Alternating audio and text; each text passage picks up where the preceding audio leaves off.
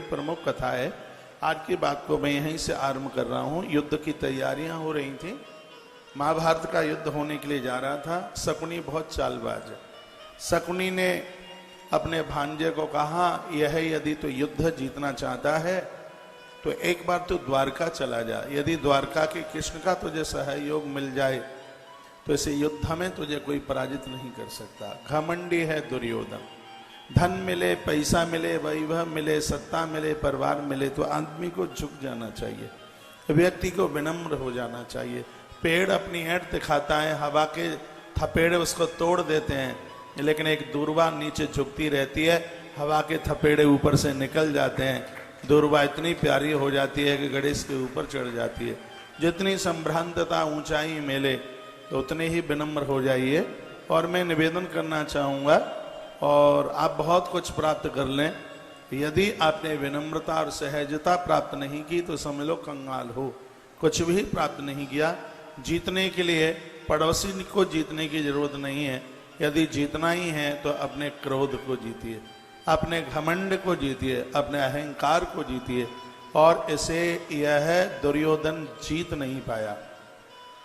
और वहां द्वारका पहुंचा और द्वारपालों को और वो धक्के देता हुआ और वहां तक पहुंच गया जहां भगवान शयन करते हैं। और यह नियम है कि कुछ जगह ऐसी हैं जहां पर बिना अनुमति के अंदर जाया नहीं जाता, उसमें शयन कक्ष बहुत विशेष है। यह दुर्योधन घमंडी, अहंकारी और बुद्धिहीन भी है। और वहां पहुंच गया जब भगवान शयन कर रहे थे, भगवान के सिर के ऊपर खड़ा हो गया। भगवान तो सो के आ रहे थे, भगवान तो किसी का इंतजार कर रहे थे। परमात्मा भक्त का इंतजार करता है। कुछ घंटों के बाद माता कुंती का लाल, मेरा बड़ा फेवरेट पात्र है महाभारत का, जिसका नाम है अर्जुन, अर्जुन पहुंचे। सोते समय किसी के चरण नहीं छुए जाते, भोजन करते समय किसी के चरण नहीं छुए जाते। तो जब कोई व्यक्ति यज्ञ कर रहा है, हवन कर रहा है या पूजा में बैठा है, उस समय भी उसके चरण नहीं छुए जाते। तो भगवान शयन कर रहे थे उस समय, तो चरण से हाथ तो नहीं लगाया और प्रणाम कर लिया हाथ जोड़ करके। और जैसे ही प्रणाम किया उस समय भगवान की आंख खुल गई और भगवान ने कहा, रे पारत, तुम कब के आए हो और कैसे हो? इतने में तो बौखला गया दुर्योधन। और दुर्योधन ने कहा, ये तो तुम्हारी सगी बुआ का है ना, हम तो खिसकते हुए हम तुम्हारे कौन लगते हैं? हमें आए हुए 4 घंटा हो गया और हमें तुमने पूछा नहीं। इसको आए हुए अभी 4 मिनट भी नहीं हुई है और उनको आप समाचार पूछ रहे हैं। भगवान ने कहा, गांधारी नंदन, तुम सिर के ऊपर खड़े थे, हम तुमको देख नहीं पाए, हम समझ नहीं पाए। चलो हम आपको ही पूछ लेते हैं, बताइए कि तुम्हारा आने का कारण कैसे आए। तो दुर्योधन ने कहा कि कुछ दिनों के बाद में, 5-7 दिन के बाद में एक बहुत बड़ा युद्ध होने वाला है और उसमें हम आपको सेनापति बना, मेरी तरफ भी देख लो, हम उसमें तुम्हें सेनापति बनाना चाहते हैं। मैं आपसे सहायता लेने को तो चलो आप जैसा समझ लें, लेकिन आपको मैं आपको बहुत ऐसी बात नहीं है कि नहीं चाहता हूँ, मैं चाहता हूँ आपको, इसलिए तो आपके पास चल के आया हूँ। आप सेनापति बनेंगे क्या? तो भगवान श्री कृष्ण ने मन में विचार किया कि पापियों का, अपराधियों का तो साथ में देता नहीं। तो भगवान ने कहा, गांधारी नंदन, इस युद्ध में देखो मेरी एक संकल्पता है। मैंने ये मन में सोच रखा है, तुम घर घर की लड़ाई है और घर के झगड़े में बाहर वालों को बिल्कुल नहीं आना चाहिए। तो मैंने तो ये सोच रखा है कि ऐसे युद्ध में मैं अपने हाथ में हथियार नहीं उठाऊंगा। ये मेरा दृढ़ निश्चय है कि मैं हथियार उठाऊंगा ही नहीं, ये मैंने बिल्कुल सोच रखा है। एक तो निहत्था कृष्ण है, वो हथियार उठाएगा नहीं। हाँ, युद्ध जीतने की प्रक्रिया है वो पूरी बताऊंगा, बस हथियार नहीं उठाऊंगा। और दूसरी तरफ नारायणी सेना द्वारका की है और दुर्योधन तुम जानते ही हो, इस समय इस दुनिया में नारायणी सेना, द्वारका की नारायणी सेना से बड़ी कोई सेना नहीं है। उस नारायणी सेना के साथ बलराम भी होंगे और वो युद्ध भी करेंगे, नारायणी सेना युद्ध करेगी। तो एक तरफ बलराम जी के साथ नारायणी सेना है और एक तरफ निहत्था कृष्ण है। अब तुम पहले आए हो, इसलिए अवसर पहले तुम्हारे लिए है। यहाँ बजाना मतलब मेहंदी लगा के आए हैं हाथ में। तो दुर्योधन ने कहा कि जब तुम युद्ध ही नहीं करोगे तो क्या तुम्हारे ऊपर धूप बत्ती लगाऊंगा, मुझे कोई जरूरत नहीं है तुम्हारी। और ये कहकर के वो सीधा बलराम जी के पास चला गया। अर्जुन के आंखें नीचे थी। भगवान श्री कृष्ण ने कहा, भारत मैं तो तुम्हें कुछ नहीं दे पाया, मैं तो निहत्था खड़ा रह गया, और ये मैंने ऐसा कैसे सोच लिया। और नारायणी सेना उसके पास चली गई, बलराम उसके पास चले गए, दाऊ दादा चले गए उसके पास, मैं निहत्था रह गया और तुम्हें मैं कुछ भी नहीं दे पाया। मैं लज्जित हूं भारत, तुम मेरे परम भक्त हो, क्या करूं, बात मेरी समझ में नहीं आ रही है, क्या तुम्हें दूं। बहा अर्जुन। बस अर्जुन के शब्द ने हमें अपना वो पसंदीदा बना दिया है। मुझे महाभारत के पात्रों में रियल में अर्जुन को जरूर देखना चाहता हूँ, उसे मैं सुनना चाहता हूँ। उसका त्याग और उसका समर्पण बहुत वंदनीय है। उसकी आंख में आंसू आ गए। और क्या कहा अर्जुन ने? अर्जुन ने कहा, द्वारकाधीश मैं आपका भक्त हूँ, मैं तो आपके चरणों का किंकर हूँ, और मैं हृदय से बोल रहा हूँ, अपने किसी स्वार्थ के लिए और हम आपका नियम तोड़ें, धिक्कार है हमारे लिए। हे द्वारकानाथ, हे जगन्नाथ, हे प्रभु, हे परमात्मा, मैं सत्य हृदय से कह रहा हूं, द्वारका की नारायणी सेना पाकर यदि मुझे इस महाभारत के युद्ध में विजय भी मिल जाएगी तो केशव मैं उसको अपनी पराजय समझूंगा। और भगवान, और यदि आप मेरे पास में हैं तो ये महाभारत के युद्ध में मेरी पराजय भी हो जाए तो उसको मैं अपनी विजय समझूंगा। मुझे द्वारका की नारायणी सेना नहीं चाहिए, मुझे द्वारका का नियंता कृष्ण चाहिए, मुझे द्वारका का नारायण चाहिए। और भगवान आपसे प्रार्थना है, बस आप मेरे रथ में बैठ करके मेरे घोड़ों की डोर संभाल लेना। मुझे कहां जाना है, मुझे कहां नहीं जाना है, बस यह आपको करना है। यही वो शब्द था जिसकी वजह से कृष्ण ने गीता अर्जुन को सुना दी। नहीं तो बुद्धिमानी में दुष्टर क्रम नहीं थे। जिसने यक्ष के प्रश्नों का जवाब दिया, इतने बुद्धिमान हैं ये दुष्टर, लेकिन ज्ञान विद्वता से नहीं मिलता, भगवान की कृपा विद्वता से नहीं, भगवान की कृपा तो शरणागति से मिलती है। अर्जुन जैसी शरणागति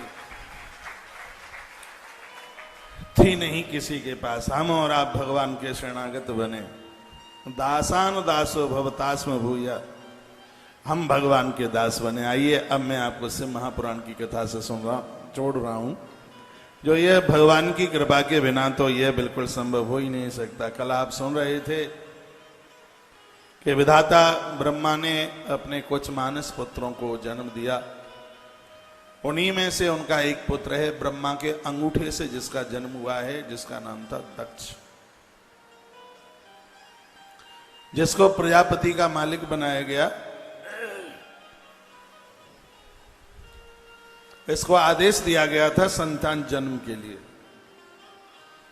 इसको कहा गया था कि तू एक बेटी को जन्म दे। दक्ष प्रजापति ने बहुत तपस्या करी तो मुहूर्ते सुख दे चंद्र ग्रही तारानुकूल के। रुद्र संहिता सतीखंड अध्याय नंबर 14 श्लोक नंबर 23। जिस समय आकाश में सगरे मुहूर्त इकट्ठे हुए थे, उस समय साक्षात भगवती जगदम्बा अंबर आकाश में प्रकट हो गई। बहुत सुनने लायक कथा है, आनंद आ जाएगा ऐसा समझ लो। और आज वैसे भी आनंद आने वाला है क्योंकि सावन का महीना है, त्रयोदशी तिथि है और भगवान का आज विवाह होने वाला है। तो सती माता के संग जिस दिन विवाह हुआ था भोलेनाथ का, उस दिन भी प्रदोष की त्रयोदशी ही थी और योग से आज भी त्रयोदशी ही है।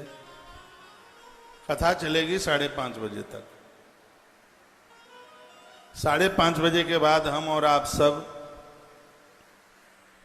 ऐसा आश्रम क्या, रामनाथ आश्रम है क्या है, रामनाथ आश्रम पूज्य सेवाराम दास जी महाराज जी का है,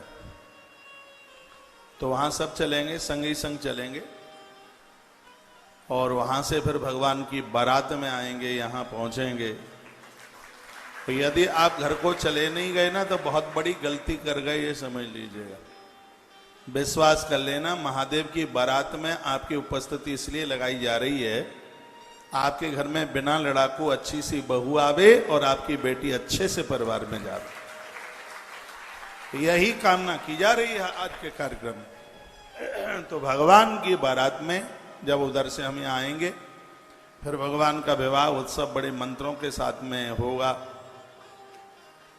फिर हम द्वारा यहाँ व्यासपीठ पर होंगे, आरती होगी, संतान नारियल दिया जाएगा। जो गौवंश के लिए सेवा कार्यों के लिए सहयोग कर रहे हैं, यहाँ से उन्हें गौ माता की चुनरी, स्मृति चिन्ह, प्रसाद, रुद्राक्ष, ये सब यहाँ से ये सब चीजें प्रदानित होंगी।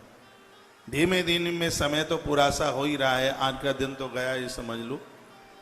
कल रविवार छुट्टी का दिन है और कल गणेश उत्सव है, बहुत आनंद आएगा। माँ पार्वती ने 2 पुत्रों को जन्म दिया, श्री कार्तिकेय जी और गणेश। जिन बहनों को संतान नहीं है, घर में संतान अभाव है, या जिनको गर्भ में संतान है, कल वह गणेश जन्म की कथा जरूर सुने। रुक्मिणी माता को जब संतान नहीं हुई थी तो उन्होंने गणेश कथा सुनी, उन्होंने गणेश का आह्वान किया, उन्होंने गणेश का पूजन किया। गणेश की पूजा करने से घर में वंश वृद्धि बढ़ती है, ऐसा पुराण में वर्णन है। कल की कथा जरूर सुनिएगा। और परसों तो सोमवती अमावस्या है ही, परसों का दिन भी बड़ा प्रभावशाली है। और आनंद की बात यह है कि उस दिन हम 12 ज्योतिर्लिंगों की कथा सुनेंगे। परसों यानी 17 तारीख को। ये घर गृहस्थी के तो काम सब बने रहेंगे। महादेव की बड़ी कृपा है कि इन दिनों में विवाह नहीं है, शादियां नहीं है, नहीं तो राजस्थान के लोग इस देश में सबसे ज्यादा व्यस्त शादियों में रहते हैं। यह तो पूरा देश रहता है, उस देश में सबसे ज्यादा मारवाड़ी लोग बहुत ज्यादा शादी में व्यस्त रहते हैं। और लोगों के यहाँ 1 महीना पहले से खरीदारी शुरू होती है, लेकिन मारवाड़ियों के यहाँ शादी में 10 महीना पहले से खरीदारी शुरू होती है। बेटे को तो जन्म लेने में 9 ही महीना लगते हैं, लेकिन इनको बेटे के विवाह में खरीदारी में पूरा साल लगता है, पूरा का पूरा 10 महीना लगा देते हैं। तो यह बड़ी महादेव की कृपा है। ऐसे समय में कथा हो रही है, अभी शादियां नहीं है। शादियां होती तो ये भवन भी खाली नहीं होता। यहाँ भी साल में सैकड़ों शादियां होती हैं, तो बड़ा अच्छा सा मौका है। मौसम भी बहुत बढ़िया है, रिमझिम पानी गिरता है। और जब जाम लग जाता है यहाँ बेगम बाजार में, तो वो जाम भी यहाँ का बड़ा देखने के लायक होता है। एक बात और बता रहा हूँ, और स्टेटों में जाम लगने पर लड़ाई लड़ेंगे, गालियां देंगे एक दूसरे को, लेकिन यहाँ तो खड़े रहेंगे, मुस्कुराते रहेंगे। ड्राइवर का मुंह देखता रहता है, बढ़िया। हाँ, ड्राइवर का मुंह देखता है। तो यहाँ जाम में इनके चेहरे पर कोई फर्क नहीं पड़ता। अभी मैं कौन से दिन, 2-3 दिन पहले की बात है, कहीं से आ रहा था, रात्रि को 10:30-11 बज गया था। एक लाइन पटरी पूरी खाली थी और एक में 3 किलोमीटर का उसमें जाम लगा हुआ था। अभी की बात है, 3 दिन पहले की। तो मैं भैया के ड्राइवर को पूछ रहा था कि इतना बड़ा जाम, तो बोलता कि अभी तो कम है। मैंने कहा इन लोगों को ये बोर नहीं हो रहे हैं? तो फिर मैं उनको देख रहा था, उनको चेहरे पर कोई भी ऐसी मलिनता नहीं थी। तो हैदराबाद की तो बड़ी खासियत है यहाँ की। अब मैं खासियत ही सुनाऊंगा तो कथा थोड़ी पीछे रह जाएगी। तो आज भगवान की कृपा से हम भगवान महादेव के विवाह में हाजिरी लगाएंगे। और मैं बहनों को, माताओं को कहूँगा, अपने अपने बच्चों को, अपने अपने साहब को फोन करके बुला लीजिएगा बारात में आने के लिए। बारात आपने साल में बहुत करी होगी, लेकिन आज जैसी बारात आपने नहीं करी होगी। भगवान बग्गी में होंगे, और आनंद की बात यह है कि भगवान की बग्गी को हाँकने वाला ये दास होगा। भगवान की बग्गी को हाँक करके लेकर के, और इस धरती पर आज ऐसा पूरा का पूरा आनंद लेना है जिसमें यदि आप चूक गए तो समझ लो कि बहुत ज्यादा चूक गए। इसलिए छोड़ मन जाना कथा को, क्योंकि आरती तो आप जाग कहाँ सकते हो, आरती तो बारात आ जाएगी ना, उसके बाद में होगी ना। और यदि कथा की आरती नहीं तो कुछ भी नहीं है, समझ लीजिएगा। तो आप पूरी तैयारी में 5:30 बजे तक हम प्रसंग को लेकर के चलते हैं, फिर यहाँ से चलेंगे। मैंने वो आश्रम देखा भी नहीं है, 2-3 दिन से जाने का प्रोग्राम बना रहे थे, टाइम समय मिल नहीं पाया है। आज वहाँ दर्शन भी हो जाएंगे। तो एक बार जयकारा लगाइए, बोल बांके बिहारी लाल की जय हो। श्री हनुमान जी महाराज की जय जय हो। जय श्री राधे। वहीं आ जाइए। माँ भगवती अंबर आकाश में खड़ी हो प्रकट हो गई, अष्टभुजा रूप धारण करते हुए मैया आई। दष्टाम दक्षस्ताम जगदम्बिकाम नमस्कृत करो बद्धा बहुत तुष्टाम भक्तिता। हाथ जोड़ लिए दक्ष ने और माँ को प्रणाम करने लगे। दक्ष प्रजापति कहने लगे, महिषानी नमस्तुभ्यम जगदम्बे सनातनी कृपाम गुरु महादेवी सत्य सत्य स्वरूपिणी। 28 नंबर का श्लोक है। कहा, हे देवी, हे माता, हम आपको प्रणाम करते हैं, हमारा आप प्रणाम स्वीकार कर लें। शिवा शांता महामाया योग निद्रा जगन्मयी या प्रोचते वेद विधर्म नमामि ताम हितावह। हे माता, वेद भी तुम्हें वंदन प्रणाम करते हैं, तुम्हारी स्तुति करते हैं। ताम ताम नमामि परमाम जगत धात्री महेश्वरी। हे महाईश्वरी, ताम ताम नमामि परमाम जगत धात्री महेश्वरी। रजा सतत तमो रूपा सर्वकार कारिणी। तदा तीनों गुणों को प्रकट करने वाली और स्वयं तीनों गुणों से परे रहने वाली हे भगवती, विद्या विद्यात्मकम पराम। संपूर्ण विद्याएं आपसे प्रकट हुई हैं। हाँ? और का हम चलाएंगे, एक ही बग्गी बहुत है ना, एक ही। रुपया खर्च मत करो ज्यादा, रुपया काम में आएंगे। एक ही बग्गी बहुत है। पैसा तो नहीं दे दिए दूसरी के, ठीक है। बोलिए बांके बिहारी लाल की जय हो। श्री हनुमान जी महाराज की जय हो। जय जय श्री राधे श्री राधे श्री राधे। विद्या विद्यात्मकाम पराम। आप विद्या को भी विद्या देने वाली हो। हे देवी, हमारा वंदन प्रणाम स्वीकार कीजिए। माँ भगवती जगदम्बा ने कहा, बरमब्रूही वरदान मांगिए, तुम चाहते क्या हो? तो दक्ष ने कहा, माँ मांगने में लाज लग रही है। मांगने में तो लाज लगती है, शर्म लगती है। मांगने में सबसे कठिन काम है जीवन में मांगना। इसलिए कबीर साहब ने कहा था, मांगन से मरना भला, यह सदगुरु की सीख। बड़ा मुश्किल होता है मांगना। दक्ष प्रजापति ने कहा, माता मांगने में शर्म लग रही है। कहा, नहीं, खुल करके मांगिए, क्या बात है। तब दक्ष प्रजापति ने कहा, माँ आप पूरी सृष्टि की माता हो, लेकिन तुम्हें मैं अपनी बेटी बनाना चाहता हूं। आप मेरे घर में मेरी बेटी, मेरी कन्या बन करके आ जाइए। मोहन तैयारी पहले से भूत प्रेत पूरे बने, और तरह तरह के भूत, जापान वाले, इंडोनेशिया वाले, ताइवान वाले, अफ्रीका वाले, अमेरिका वाले, सब जगह के। कुछ ब्रांडेड बनाना, कुछ देसी भी बनाना।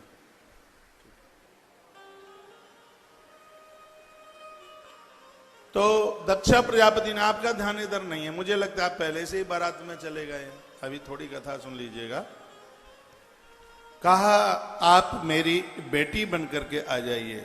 माता ने बेटी बनना तो स्वीकार कर लिया, लेकिन मां कहने लगी, मैं बेटी तो बन के आ जाऊंगी, लेकिन मेरी एक शर्त है, वो सुन लो। क्या शर्त है? शर्त यह है कि यदि तुम्हारी देहली पर मेरा अपमान हो गया तो मैं वहीं प्राण छोड़ दूंगी।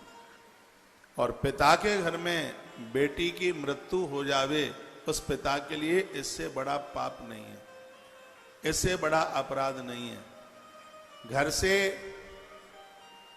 विवाह की डोली निकलना ये पिता के लिए शुभ है, लेकिन बेटी की अर्थी घर से निकलना यह माता पिता के लिए कभी भी शुभ नहीं हो सकता। ये स्वयं मां भगवती जगदम्बा भगवती है, बोली है। बहुत आग्रह पूर्वक मैं यह निवेदन करूंगा, बेटियों का संबंध आप करते हैं, एक तो यह संबंध किसी के दबाव में आकर के मत कीजिएगा।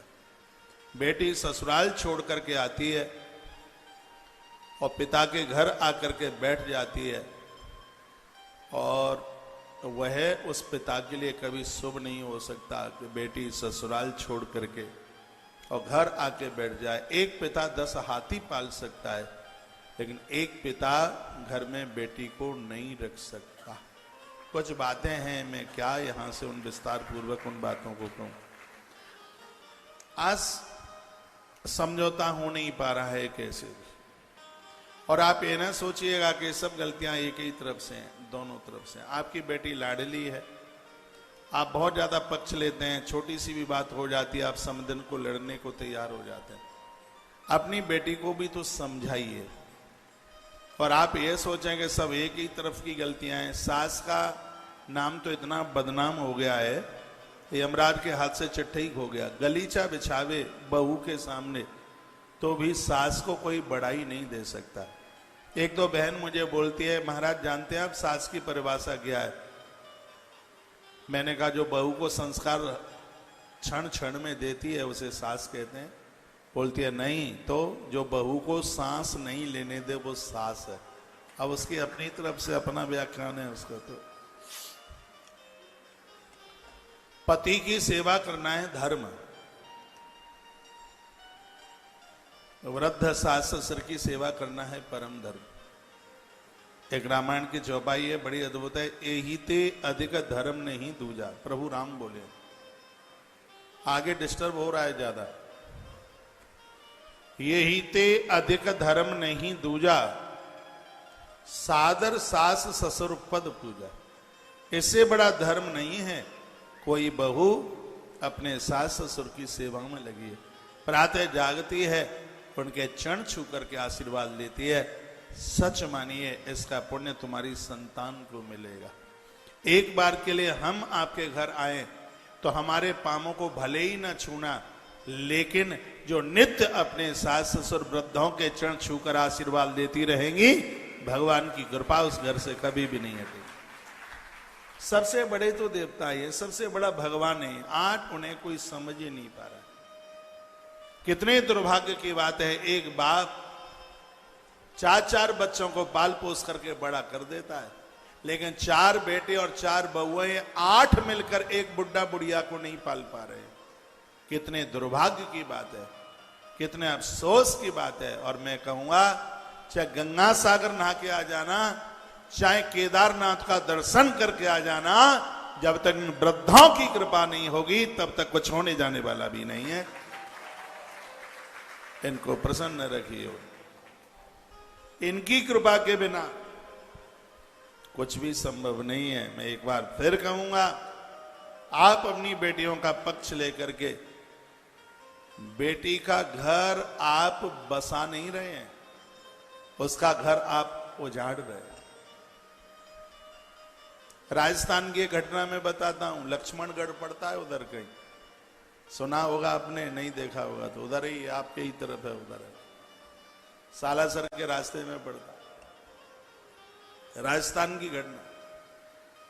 एक बेटी ससुराल से रूठ करके और अपने पापा के घर पहुंच गई। पापा वैद्य था और जाकर के कहने लगी, पापा डोकरी ने नाक में दम कर रखी है,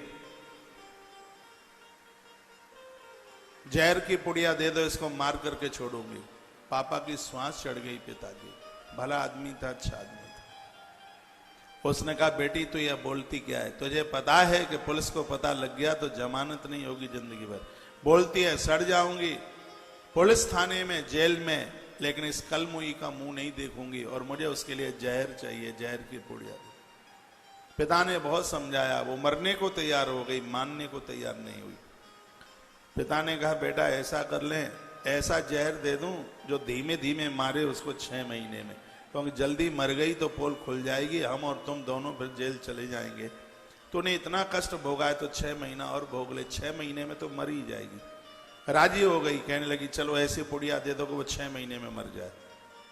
तो पापा ने एक पुड़िया में जहर उसको लपेट करके दे दिया और कहा, जाकर के मुझे दे देना, गर्म पानी में दे देना उसको। पहुंचे जाकर के और डोकरी को उसने गर्म पानी में वो घोल करके काढ़ा टाइप का बना बनू करके जहर का काढ़ा बनाकर और डोगरी को उसने दे दिया। अब अंदर से तो भय था कि अब ये मरेगी तो कहीं पोल ना खुल जाए, लेकिन खुश इस बात के लिए भी हो रही थी कि 6 महीने में मरेगी, पूरा साम्राज्य मेरा होगा। इस बात की उसको खुशी भी थी। पापा ने ये और कह दिया था, बेटा थोड़ा बहुत उसकी सेवा करते रहना जिससे पोल ना खुले। पापा की ये बात उसको समझ में आई। अब तो सुबह जागे और नहा धो करके पराठा बनावे, दही के संग दे दे। बुढ़िया मन में सोचने लगी, जब से ये अपने पियर से आई है तब से इतनी अच्छी कैसे हो गई है। अब उसको तो पता नहीं था कि तेरे मरने का इंतजार कर रही है। पापा ने बोल दिया था कि पोल ना खोले, बयान भी लिया जावे तो कोई ऐसी बात ना आवे। तो अब तो वो दोपहर में बढ़िया सब्जी के साथ सुबह पराठा और शाम को फिर बढ़िया दूध, अधोटा दूध। अब डोकरी की तो बड़ी सेवा होने लगी। एक दिन डोकरी ने कहा, मेरी बेटी सब कुछ तो तेरा ही है, हमारा इसमें क्या है, तू घर की लक्ष्मी है। और वो रो पड़ी और अपना कुछ उसने जेवर निकाल करके दे दिया। कहा, बेटा मेरी जैसी तो बहू दुश्मन को भी मिले। इतने में पियर से फोन आ गया, बुढ़िया के पियर से फोन आया। कहा, भतीजे ने फोन किया, बुआ कैसे हो। बुआ ने कहा, चल अपने पापा से बात करा। भाई से बात करने लगी। उसने पूछा, और सब ठीक है। वो बोलने लगी, भैया बड़े आनंद है, मेरी जैसी बहू सुबह जगती हूँ इतना ख्याल रखती है, नहाने के लिए गरम गरम पानी रख देती है, कपड़े मुझे धोने नहीं पड़ते, मेरा इतना ख्याल रखती है। रो पड़ी, कहने लगी, परमात्मा दुश्मन को भी मेरी जैसी बहू दे। दुनिया में मेरी जैसी तो बहू किसी की हो ही नहीं सकती। ये किवाड़ के बगल में खड़ी खड़ी सुन रही थी। डुकरियां क्या बातें करती रहती हैं, हिंदुस्तान की सिगरी बहुएं सुनती हैं। और ये बहुएं आपस में क्या बात करती हैं, बुढ़िया का कान बुढ़ापे में भी बड़ी जोर से साउंड से ज्यादा चलता है, वो पूरा सुन लेती है। वो दोनों एक दूसरे को पूरक है। तो उसने सुन लिया, खुश हो गई और आंख में उसके में आंसू आ गए। मरने वाले दिन 7 रह गए थे, बस 6 महीने में 7 दिन कम थे। एक दिन की बात थी, डोकरी ने उसको बुलाया और कहा, बेटा ये चेक बुक ले। मास्टरनी थी वो, जो सास थी ना, तो उसको रुपया पैसा जो भी मिला, पेंशन पैसा सब उसने चेक पर साइन करके दे दिए। तो उसकी आंख में आंसू आ गए। बस एक ही दिन रह गया था मरने वाले दिनों में से, 6वें महीने का वो लास्ट ही दिन था। तब इसको भूल समझ में आई कि सिगरी गलती मेरी थी, मेरी सास माँ तो बहुत बढ़िया, ये सिगरी गलती मेरी थी। तो राजस्थान रोडवेज पकड़ करके वो सीधे पिताजी के पास पहुंची, जाके रो पड़ी, गिर पड़ी और कहने लगी, पापा कैसे भी मेरी माँ को, सास माँ को बचा लो, मेरी माँ में कोई गलती नहीं थी, ये सिगरी गलती मेरे अंदर। आज 6वें महीने का लास्ट वाला दिन है, रात्रि को मेरी माँ मर जाएगी, पिताजी कोई ऐसी दवाई दे दो मेरी माँ बच जाए। पिता वैद्य था, उसने बेटी को गले से लगा लिया और कहा, बेटा मुझे पता था कि 6 महीने के बाद तो यही बोलेगी, तो मैंने भी जहर नहीं अजवाइन का चूर्ण दिया था। तुम में से कोई होता तो लठ लेके पहुंच जा। ऐसा पक्षपात मत कीजिए, इन बच्चों को समझाइए। और परिवार तो तब चलते हैं, किसी ने कहा, किसी ने सुना, आज कथा सुन के जाएं तो एक कटोरे में पानी भरना और उस पानी के ऊपर यूं लकीर बनाना, ऐसे आप देखेंगे पानी के कटोरे में लकीर आगे बनती है, संगी संग पीछे मिटती जाती है। सच्चाई मिलेगी आपको तरक्की। बहू भी कुछ कह दें तो मैं अपनी वृद्ध माता को कहूंगा, आपकी बेटी भी तो बोल देती है, बेटा भी तो बोल देता है, तो बहू ने बोल दिया तो कौन सी आफत आ गई। 4 बर्तन जहां होते हैं वो बच जाते हैं, तो उसका भी आप बिल्कुल भी बुरा ना मानिएगा। बहू ने कुछ कह दिया तो आप बेटे से बोलना बंद कर देते हैं, और बहू ने कुछ कह दिया तो ये बहुत माताएं तो अपने पति को ही बोलना बंद कर देती हैं। क्या कहती हैं कि इसको तुमने अपने सिर के ऊपर चढ़ाया, ऐसे उंगली करके। बहू के लिए क्या कहेंगे कि इसको नहीं तो इसकी क्या इसकी औकात है, ये मुझे कुछ सुना करके बता दे, इसको पता नहीं है कि मैं शेखावाटी की हूं, सीधा कर दूंगी। बोल देती है वो, ऐसा बोलती है। वो सबसे लड़ जाती है, सबसे झगड़ जाती है। नहीं, वो सब कुछ कुंडवा अपना परिवार छोड़ करके वो बच्चा तुम्हारे बलबूते आ गया। अभी छोटी है, अभी बच्ची है, 1-2 साल अभी उसको विवाह को हुई है, सब समझ जाएगी। सब देखते देखते बदल जाएगी। बच्चे जन्म लेंगे, थोड़े बड़े होंगे, दुनिया बदलती है, वो भी बदल जाएगी। उसके ऊपर रहम कीजिए, उसे पुचकारिए, तो उसे कभी बेटा बेटी कह करके बोलिए, तुम्हारे घुटनों घुटनों तक पाम दबाएगी। आप उसको अपना घर का सदस्य मानिए, मेहमर मानिए। ये सिर्फ दिवाली की लक्ष्मी नहीं, ये नारायण की लक्ष्मी आपके घर में चल करके आई है। उसको अपना मानिए, सब ठीक होगा, सब बढ़िया होगा। माता परम्बा ने कहा, मैं तो आ तो जाऊंगी तुम्हारे घर में बेटी बन करके, यदि आपने मेरा अपमान कर दिया तो मैं अपने प्राण छोड़ दूंगी। और पिता के घर में बेटी मरे, ये किसी पिता के लिए शुभ नहीं हो सकता। दुर्भाग्य है उनके लिए जो गर्भ में बेटियों को खत्म कर रहे हैं, समाप्त कर रहे हैं। आज बेटियों को पेट से बाहर नहीं, ग्रंथ में पड़ा है, जिन्होंने गर्भ में बेटियों को, बच्चों को मारा है, बेटा हो या बेटी कोई भी हो, ऐसी स्त्री यज्ञ में बैठने की अधिकारिणी नहीं है। उस नारी के हाथ की कढ़ाई चढ़ाई गई, उसमें कभी भी पुरखे उस श्राद्ध को स्वीकार नहीं करते, उसका पूजा पाठ नहीं लगता, उसमें हवन ये है तो भविष्य है, बेटी नहीं है तो कुछ भी नहीं है। जीवन में दान बहुत है, लेकिन कन्यादान से बढ़ करके कोई दान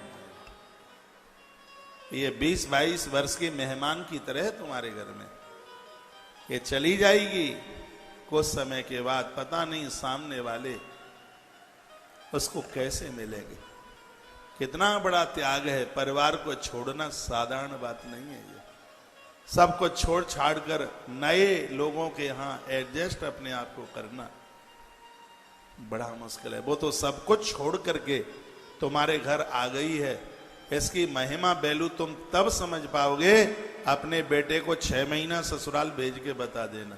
ये तो जीवन भर के लिए तुम्हारे घर आ गई है, तुम 3 महीने के लिए अपने पप्पू को आंख से ओझल करके बता देना, कह देना बेटा जा, हम तुझे छोड़ते हैं तेरे ससुरालियों के लिए, तू चल वहीं रहिए। आप सहन नहीं कर पाएंगे,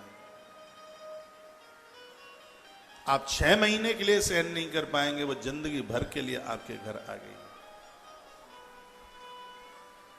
उसका महत्व समझिए।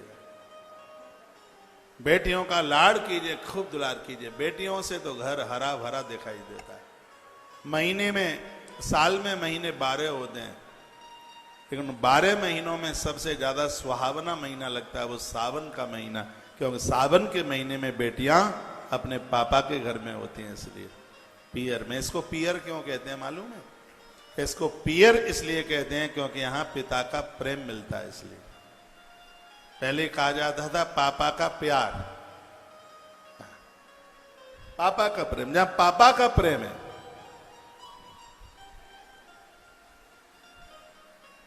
वह है पियर है। मायका क्यों कहते हैं इसे? क्योंकि ये देहली तब तक है जब तक है मां, मां तब तक है। मां छूटी नहीं तो पियर छूटा नहीं, फिर कौन पूछता है? कौन भैया भाभी कौन पूछेंगे? ये मायका पियर तब तक ही है जब तक पापा है, तब तक उस घर में प्रेम मिलता है, और जब तक मां है तब तक ही मायका है। ये गए ना, ये सब छूट गया। आप अच्छी सी भाभी बनिए किसी ननद की, तुम्हारे सास ससुर ना हो, तुम्हारी ननद को उनके होने का अभाव न लगे, ऐसा जीवन जीना, एक दूसरे के पूरक बन करके रहना। कथा बड़ी विलक्षण है। आज मैया ये कहकर प्रकट अंतर्धान हो गई। पर दक्ष ने कहा था मैं वायदा करता हूं कि मैं कभी भी कोई अपराध नहीं करूंगा, अपमान नहीं करूंगा। तो दक्ष की पत्नी थी जिसने कई हजारों वर्षों तक तप किया। यह ग्रंथ शिव महापुराण मेरे सामने है, अध्याय नंबर 15 है। इस अध्याय में यह लिखा हुआ है कि बेटियां पुण्यों के द्वारा मिलती हैं, बहुत ज्यादा पुण्य बढ़ता है। बहुत यज्ञ किए आपने, तब कहीं कुआ बावली बनवाए हैं, राजमार्ग बनवाए हैं, और तब कहीं घर में बेटी का जन्म होता है। बेटी नहीं है तो सच मानना कहीं न कहीं पुण्यों में कमी रह गई है। मेरी बात हो सकता है सुनने में उतनी बढ़िया नहीं लग रही हो, लेकिन सत्य यही है कि बेटी पुण्यों से प्राप्त होती है। महात्मा करदम ने यह बात कही थी, उनको 9 बेटियां थी। दशरथ राजा इसलिए बड़े नहीं हैं कि उनके यहाँ भगवान आए। दशरथ राजा इसलिए भी बड़े हैं क्योंकि राम से पहले उन्हें एक बेटी आई थी जिसका नाम था शांता। प्रभु राम जी की सगी बहन थी शांता। उनके एक फूफा के बेटे थे राजा रोमपाद, जिनको कोई संतान नहीं थी। वाल्मीकि रामायण में कथा आती है, वह शांता को एक गोद रूप लेकर के चले गए थे। वो प्रभु राम जी की सगी बहन थी शांता, शांता देवी। भगवान श्री कृष्ण आए हैं वसुदेव के यहाँ। वसुदेव इसलिए बड़े नहीं हैं, वसुदेव इसलिए बड़े हैं क्योंकि उनके घर में बेटी सुभद्रा चल करके आई है। सुभद्रा जो कि बलराम और कृष्ण की सगी बहन है। एक हमने एक कथा पढ़ी और वो भी कथा बड़ी अद्भुत थी। एक दिन की बात थी, गणेश के दो पुत्र शुभ और लाभ अपनी मां के पास आकर के रोए। इनकी माता का नाम था रिद्धि और सिद्धि। वो आकर के रोए। दोनों माताओं ने पूछा, बेटा क्यों रो रहे हो? तो दोनों बच्चों ने कहा, गणेश के बच्चों ने कहा, मां हम इतने अभागे हैं, दुनिया की सिगरी बहनें भाई के हाथ पर कलावा बांधती है और हमारी कोई बहन नहीं है, तुम हमें बहन तक नहीं दे पाई। शुभ और लाभ यह कह करके वो रो पड़े। रक्षाबंधन का दिन था। उसी समय दोनों देवियों ने सोचा क्या करें, और उसी समय उन्होंने अपनी तपस्या के द्वारा एक बेटी को प्रकट कर दिया, रिद्धि और सिद्धि ने। और उस बेटी ने अपने भाई के हाथों पर कलाई बांधी। रिद्धि सिद्धि ने अपने बच्चों को पूछा कि अब तुम्हें कैसा लग रहा है? कहा, मां हमें बहुत संतोष मिला है, हमें इसने संतोष दिया है, इसलिए हमारी बहन को दुनिया के लोग संतोषी के नाम से जानेंगे। वही तो माता संतोषी देवी हुई। शुक्रवार के दिन प्रकट हुई थी, इसलिए माता संतोषी देवी का अद्भुत दिन शुक्रवार होता है। तो इतनी सी तमाम कथाएं मैं आपके बीच में रख रहा हूं। बेटियों का जन्म हो, अति प्रसन्न होइए, खुशी हो।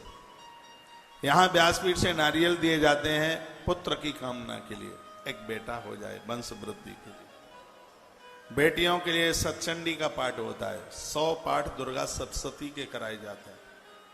यज्ञ कराया जाता है, उसमें आहुतियां डाली जाती हैं। पति और पत्नी संकल्प लेकर के बैठते हैं। सतचंडी यज्ञ होता है। भगवान कृपा करना है, माता रानी कृपा करना कि हमारे घर में कन्या चल करके आ जावे। कन्या बड़े भाग्य से मिलती है, बड़े पुण्यों से मिलती है। और वहां पर बैठे हुए वो भाई लोग बहुत बड़भागी हैं जो एक बेटी के पिता हैं। बेटी का पिता बन जाना कोई साधारण बात नहीं है, ये कोई बहुत बड़ा पुण्य है। आने वाले समय में उनके यहां पर माता ने जब तपस्या करी थी, असकनी नाम है दक्ष की पत्नी का, और उसने इतना बड़ा तप किया, ग्रंथ में लिखा है कि मां भगवती जगदम्बा उसकी गोद में आकर के खेलने लगी। गोद में आस्वनी मास नन्नायाम तिथा बानर्च भक्तिता। नवमी की तिथि थी। आसुनी कहते हैं क्वार का महीना। क्वार का महीना था और स्वयं मां भगवती उनकी गोद में आकर के खेलने लगी। देवश्री नारद जी का आगमन हुआ था। देवश्री नारद जी ने उसी का नाम रख दिया है सती। सती मां भगवती सती का प्राकट्य हुआ है। बड़ी अद्भुत कथा है। पित्रा नमस्कृतम भिक्षम सत्कृतम ताम च माम सती प्रणाम मुदा भक्त्या लोक लीलानुसारिणी। जगत में लीला करने के लिए मां भगवती जगदम्बा सती का आगमन हुआ। छोटे से बड़ी हुई है और मैया ने 12 वर्ष का अर्चन किया। मैंने पूर्व में भी बोला है, अविवाहित कुंवारी बेटियां कन्याएं जितना भी पुण्य करती हैं, पूजा पाठ तब करती हैं, वो सब उनके घर और वर को लगता है। 7 वर्ष से लेकर ऊपर की बेटियां हैं, कन्याएं हैं, उन्हें अष्टमी का व्रत करना चाहिए। जो कन्याएं बेटियां अष्टमी का व्रत करती हैं, उनके पिता को घर और वर देखने में किसी भी प्रकार का कोई कष्ट नहीं होता। बेटियों का विवाह जब आप कन्यादान करते हैं तो उनके विवाह में एक लड्डू गोपाल जरूर दीजिएगा, कोई भगवान दीजिएगा, कुछ नहीं आपसे हो पाए तो एक बांसुरी जरूर दीजिएगा। कुछ बातें हैं और इन बातों को मान लोगे तो बड़े बढ़िया रहोगे। आज बच्चों के संबंध तय हो जाते हैं और विवाह की तैयारियां होती हैं। सबसे पहले विवाह में आप फार्म हाउस बुक कराने के लिए जाते हैं, टेंट वाले को खोजते हैं, हलवाई को खोजते हैं। लेकिन हमारे ग्रंथ के अंदर राजस्थान में एक जगह पड़ती है दौसा, जयपुर के आसपास है।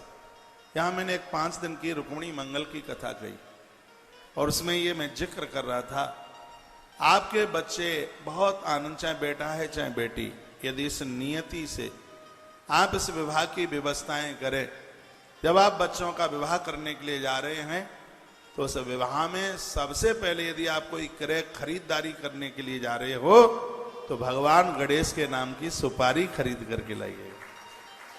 सुपारी खरीदें। जिनके बच्चे विवाह के लायक अब होने वाले हैं तो सबसे पहले सुपारी, फिर उसके बाद में जो खरीदना हो सो खरीदते रहिएगा।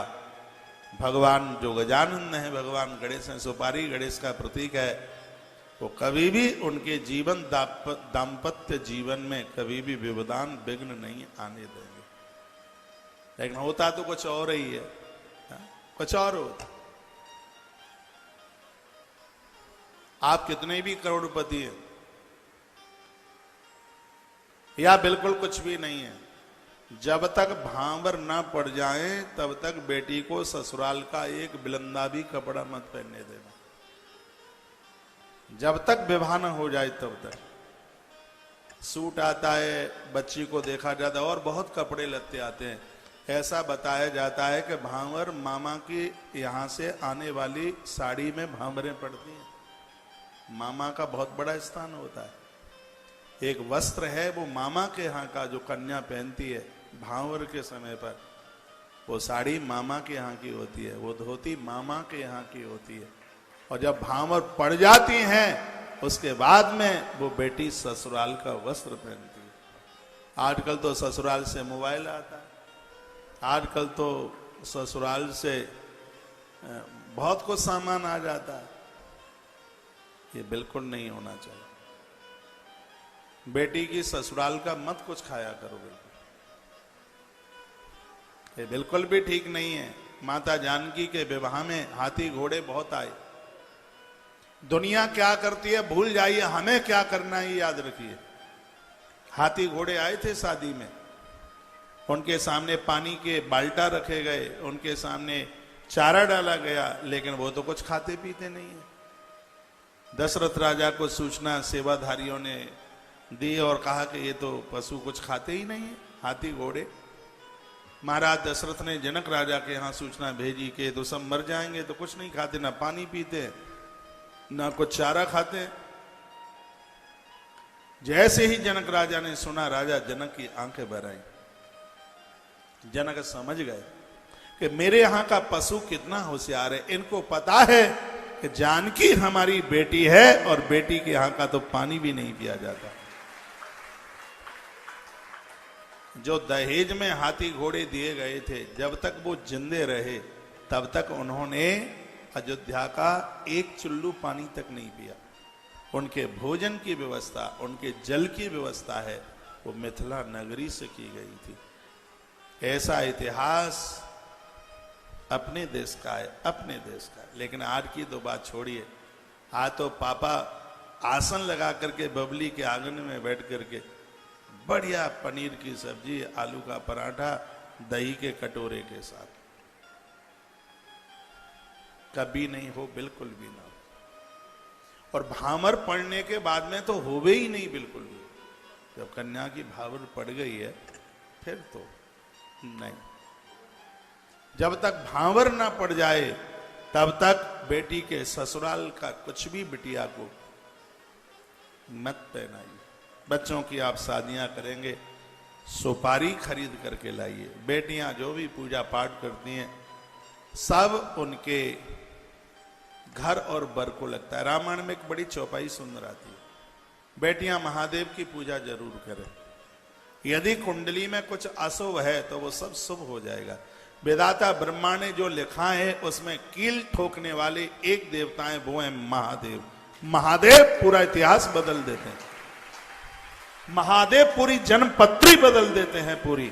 और स्वयं नारद जी इस बात को कहते हैं, जब पार्वती माँ की लेखनी और उनकी हस्तरेखा नारद जी ने देखी तो कह दिया इसको जो पति होगा वो तो सब ऐसा ही होगा।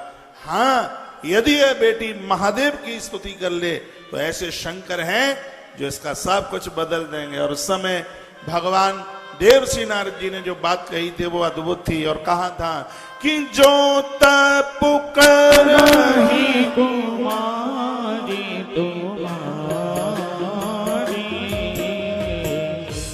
जो तप करहि कुमारी तुम्हारी,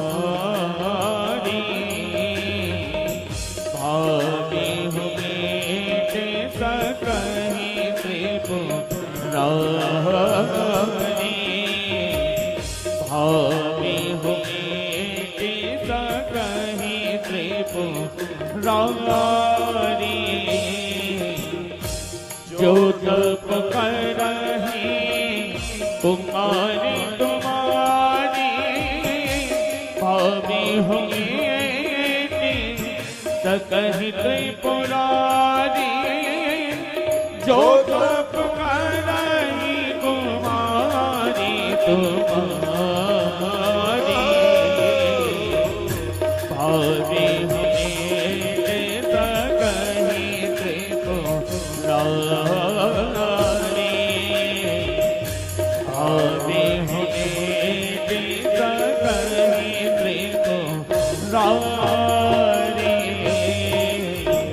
बोलिए शंकर भगवान जय। जो तप करें कुमार तुम्हारी, भावे मेट सकहीं त्रिपुरारी। नारद जी कहते हैं यदि तुम्हारी बेटी महादेव की आराधना पूजा कर ले तो कुंडली में जो जो दोष हैं वो सब शंकर जी मिटा देंगे। महादेव तो बड़े कृपालु हैं। आपके पास कागज और कलम हो तो मैं निवेदन करूंगा, हर महीने में एक एक दिन की पूजा है।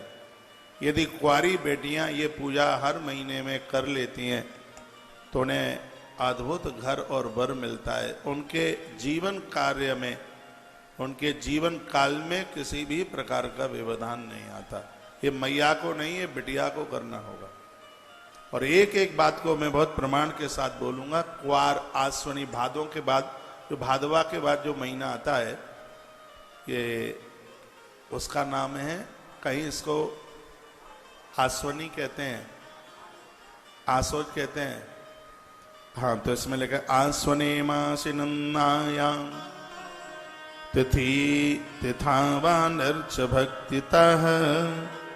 वर्ण है कि आश्वनी मास के उस महीने में गुड़, चावल और लवड़, लवड़ कहते हैं नमक से, भगवान महादेव का पूजन करना चाहिए। नौमी तिथि के 2 नौमी पड़ेंगी पूरे महीने में, क्वार के महीने में, कृष्ण पक्ष में भी और शुक्ल पक्ष में भी। तो बेटियां गुड़ लें, चावल लें और लवड़, लवड़ कहते हैं नमक को, इससे वह भगवान शंकर की पूजा करेंगी। और यह महीना भगवान महादेव को 3 चीजों से पूजन करके, एक ही दिन की तो बात है, गुड़, चावल और लवड़, ये 3 चीजें पूजन करके फिर उस सामान को किसी ब्राह्मणी के यहाँ भेज दीजिएगा, ब्राह्मण के घर भेज दीजिएगा, उसको वो अपने काम में उसको ले लेंगे। आश्वनी मास ऐसे निकल जाएगा। लिखा है गुड़ऊ दनई सलवर्डई हर नत्ता नायतम, 14 नंबर का श्लोक है, अध्याय नंबर 15 है। तो ये रहा आश्वनी मास यानी क्वार का महीना। उसके बाद में कार्तिक मास में चतुर्दशी के दिन खीर और मालपुआ, इसका भोग भगवान को लगाया जावे और ब्राह्मण को भोजन करा दे। ब्राह्मण को कह देना श्वेत वस्त्र पहन करके आवे, सफेद वस्त्र पहन करके ब्राह्मण बैठे और आप खीर पुआ बना करके भगवान शिव का भोग लगाएं और फिर उसे ब्राह्मण को जिमा दें। ये कार्तिक में दोनों चतुर्दशी, कार्तिकस्य चतुर्दश्या अपूपई पायसेरपि, पायस कहते हैं खीर को और अपूप कहते हैं मालपुए को। इसमें नमक नहीं दिया जाएगा, सब्जी नहीं दी जाएगी, सिर्फ मालपुआ और खीर से भोग लगा करके और फिर उसको ब्राह्मण को जमा दीजिएगा। समा कीड़े समाराध्या सस्मारा परमेश्वर, भगवान शिव बहुत बड़ी कृपा कर देंगे।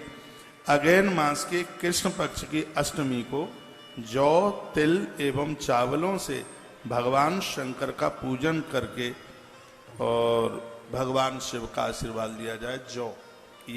जौ और दूसरी चीज है इसमें तिल और चावल। जौ तिल और चावल भगवान को इससे पूजन करके फिर वह सामग्री हवन यज्ञ के काम में ले ली जाए। मार्गशीर्ष का महीना होगा, ये पूरे महीने में सिर्फ कृष्ण पक्ष की अष्टमी को एक ही बार करना है।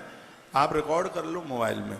मार्गशीर्षई शताष्टभ्याम सतिलई सयोबोधनई पूज्यत्वा हरम कीले निनाया देवसान सती।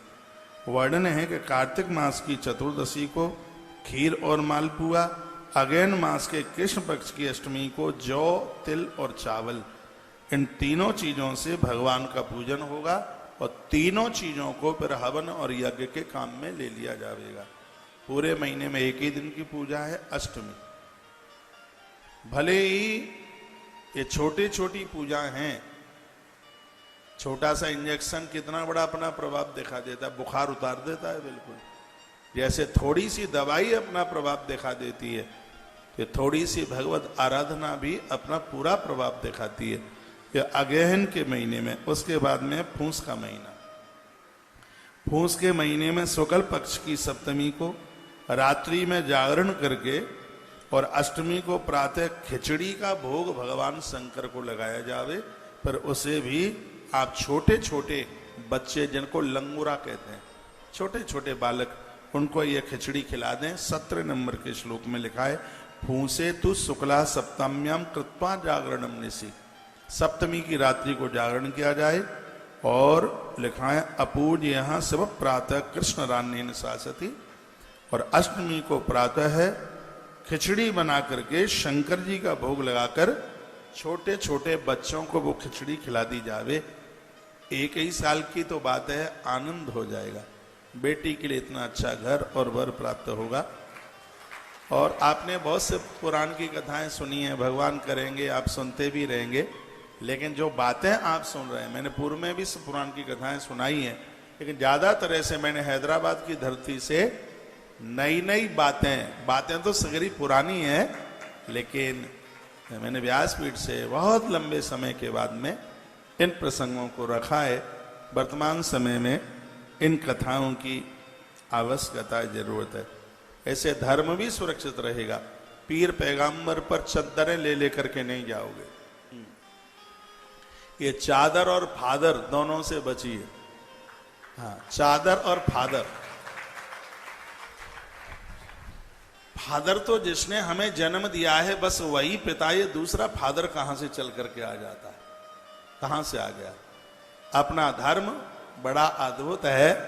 कहीं भी भगवान श्री कृष्ण क्या कहते हैं गीता में, सर्वधर्मान परित्यज्य मामेकम शरणम व्रज।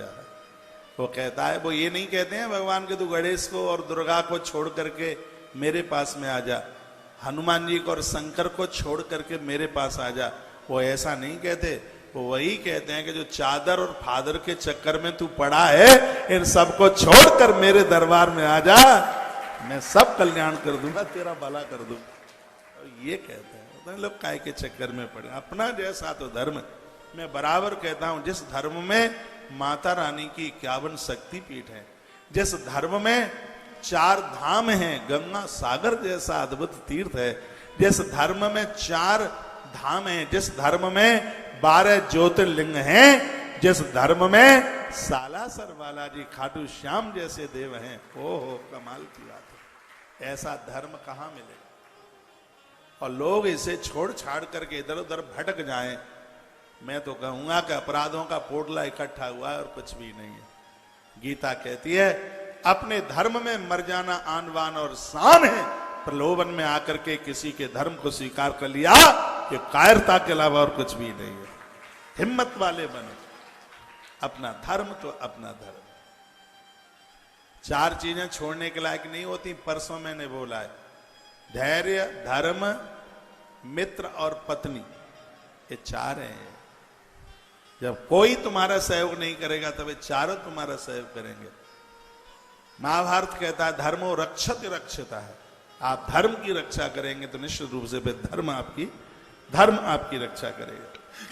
तो पूस के महीने में शुक्ल पक्ष में लिख लीजिए, सप्तमी पड़ेगी, रात में जागरण कीजिए और अष्टमी को प्रातः खिचड़ी बनाइए। छोटे छोटे बच्चों को भोग लगा करके महादेव का, छोटे छोटे बच्चों को फिर उसको खिला दीजिए। इससे बेटियों की जन्म पत्री में जो भी कुग्रह बैठे होंगे सब समाप्त हो जाएंगे। महादेव कृपा कर देंगे पूरी। ये निकल गया पूस का महीना। अब आता है माघ मास।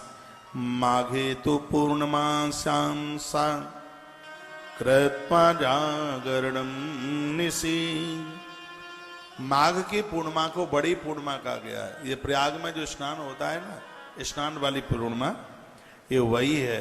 आद्र वस्त्राम नदी तीरे करो शंकर पूजनम।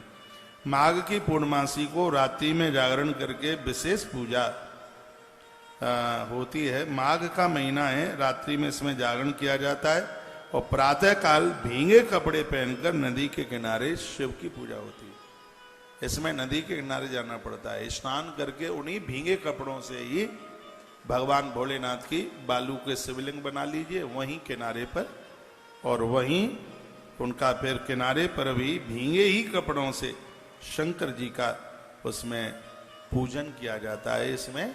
और सिंघाड़े की लपसी का भगवान को भोग लगाया जाता है। ये महीना होता है माघ का, माघ मास की पूर्णमासी। बहती हुई नदी, एक ही दिन की तो बात है। आपके प्रदेश में नदी न हो तो जहाँ नदी बहती है अपनी बेटी को लेकर के वहाँ चले जाइएगा।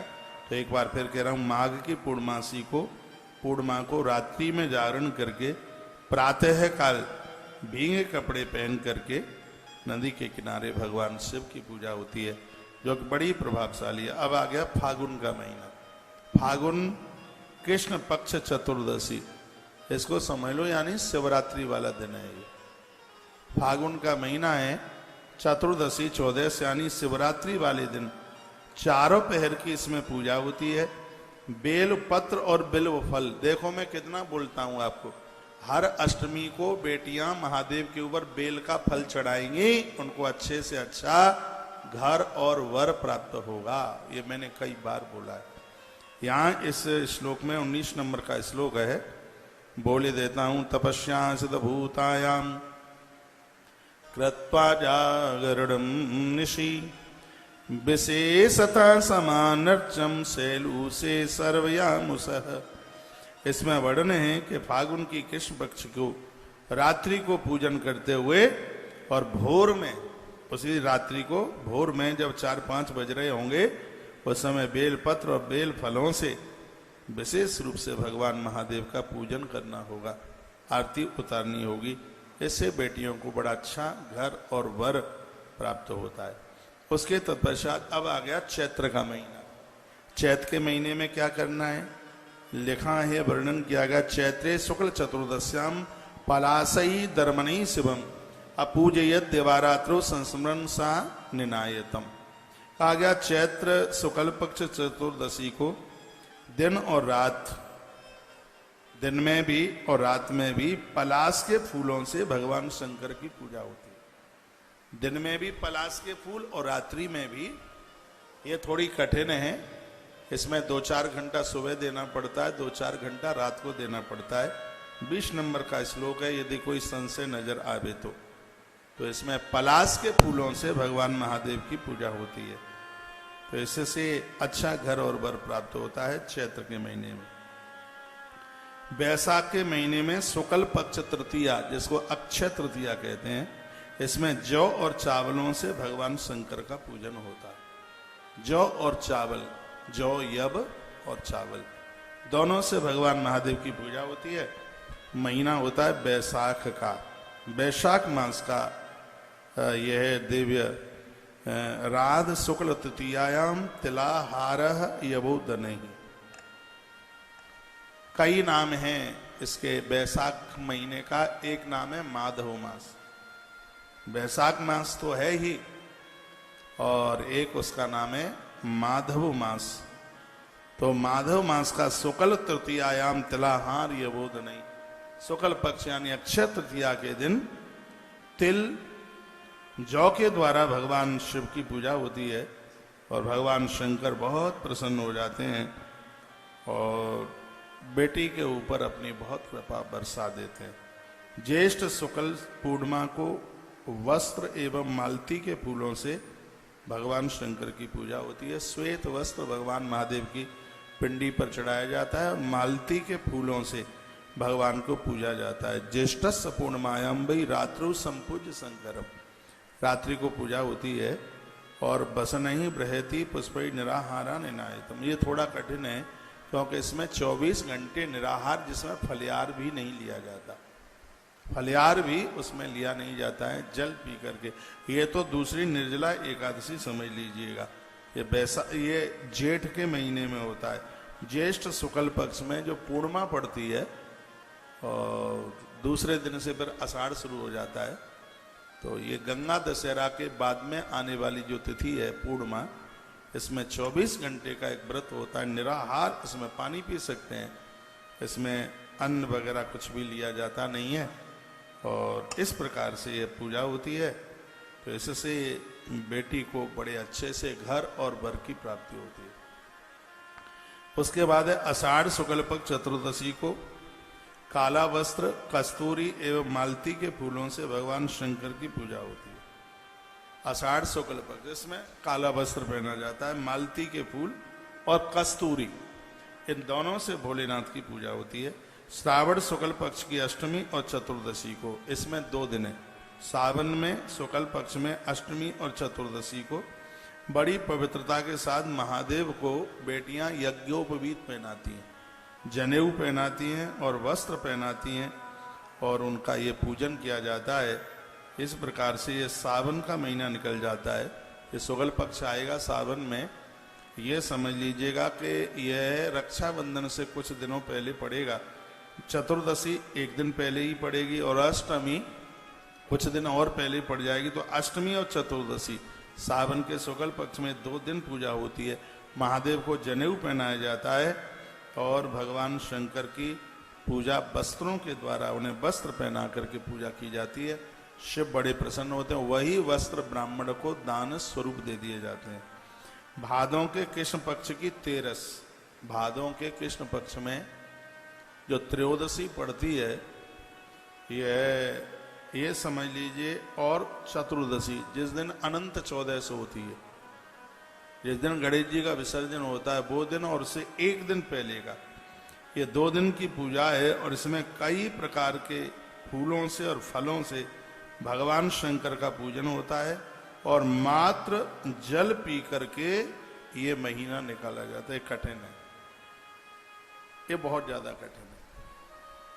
इसमें वर्णन किया गया है कि यह महीना पूरा का पूरा, भादों का महीना पूरा ना हो पावे तो ये 2 तिथियां हैं, त्रयोदशी और चतुर्दशी, बहुत ज्यादा कठिन है इसमें, क्योंकि 2 दिन सिर्फ जल ही पिया जाता है, ना दूध लिया जाता, ना फल लिया जाता, ना मेवा मिष्टान, कुछ भी नहीं लिया जाता।